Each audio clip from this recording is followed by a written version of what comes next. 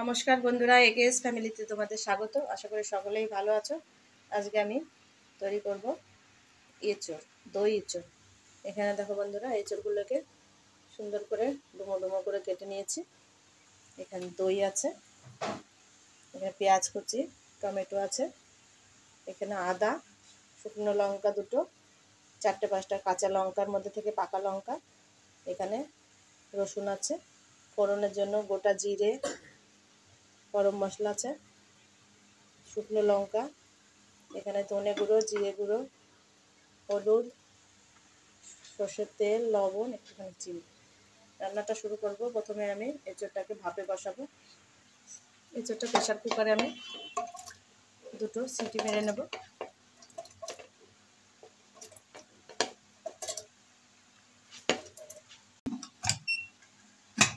City মেরে আমি নামিয়ে নেব।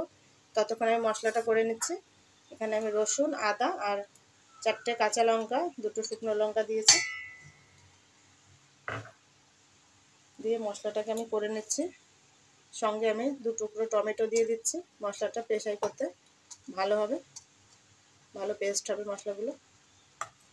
একটু জল দিয়ে পেস্ট করে নেব। মশলাটা পেস্ট করে নিয়েছি। এবার আমি দইটাকে ভালো করে ফেটিয়ে নেব।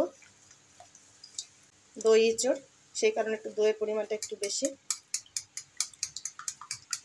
ভালো স্বাস্থ্যের পক্ষে যে কোনো খাবারে, তরকারিতে, রান্নাতে দিলে স্বাদটাও বেড়ে যায়, আবার হজমেরও ভালো হজম হয়।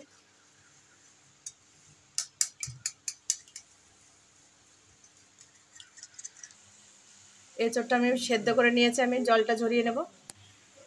এঁচোড়টাকে ভাপ দিয়ে জল ঝরিয়ে রেখেছি। এবার রান্নাটা শুরু করব বন্ধুরা। কড়াই বসিয়ে দিয়েছি, কড়াইটা গরম হয়ে গেছে। আমি সর্ষের তেল দিয়ে দিচ্ছি।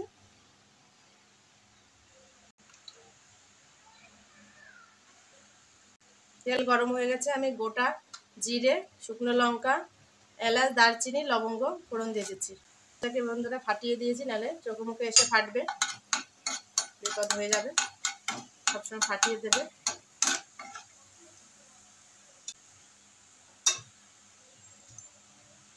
এটা একটু কালো কালো হয়ে গেলে আমি পেঁয়াজ, ফোড়নটা ভাজা ভাজা হয়ে গেছে। এবার আমি পেঁয়াজগুলো দিয়ে দিচ্ছি।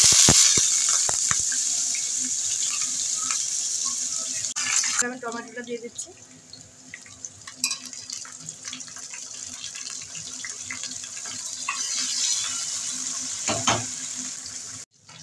এবার আমি পেস্ট করে রাখা পাকা লঙ্কা, শুকনো লঙ্কা 2টো, আদা, রসুন আর 2 টুকরো টমেটো দিয়ে আমি পেস্ট করে নিয়েছি।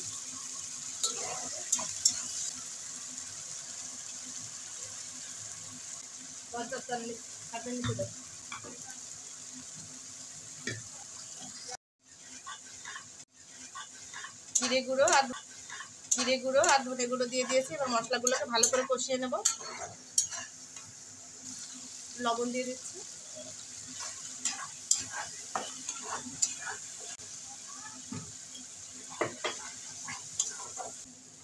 এবার আমি সেদ্ধ এঁচোড়টা দিয়ে দেবো। ভালো হয় খেতে, আলু খেতে সবাই ভালোই লাগে, কিন্তু অসুবিধার কারণে আলুটা আমি দিচ্ছি না। বেশিরভাগ ক্ষেত্রে আমি দিই না আলুটা। দইটা যখন দেওয়া হবে বন্ধুরা, তখন গ্যাসের আগুনটা কিন্তু একদম কম করে রাখতে হবে। কম করে দিয়ে বেশি দিতে হবে। কষানো হয়ে গেছে। একটু এঁচোড়টাকে মশলা দিই। এবার আমি জল গরম করতে দিয়েছি, জল গরমটা দিয়ে দেবো। যে কোনো রান্নায় বন্ধুরা জল গরম দিয়ে করলে রান্নার টেস্টই অন্যরকম হয়ে যায়। বেশিরভাগ সময় জল গরম দিয়ে করার চেষ্টাই করবে বন্ধুরা। আমার এঁচোড়টা সেদ্ধই আছে, আমি খুব বেশি জল আমি দেবো না। দই ছিল বাটিটা, বাটিটা ধুয়ে দিয়ে দিচ্ছি।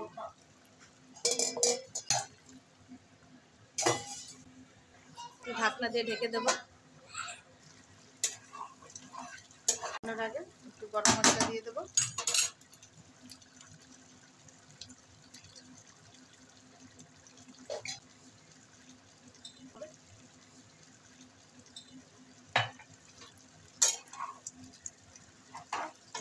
সব শেষে ধনেপাতা কুচিটা দিয়ে আমি নামিয়ে নিচ্ছি। ভিডিওটা ভালো লাগলে বন্ধুরা লাইক, শেয়ার এবং সাবস্ক্রাইব করে দিও প্লিজ।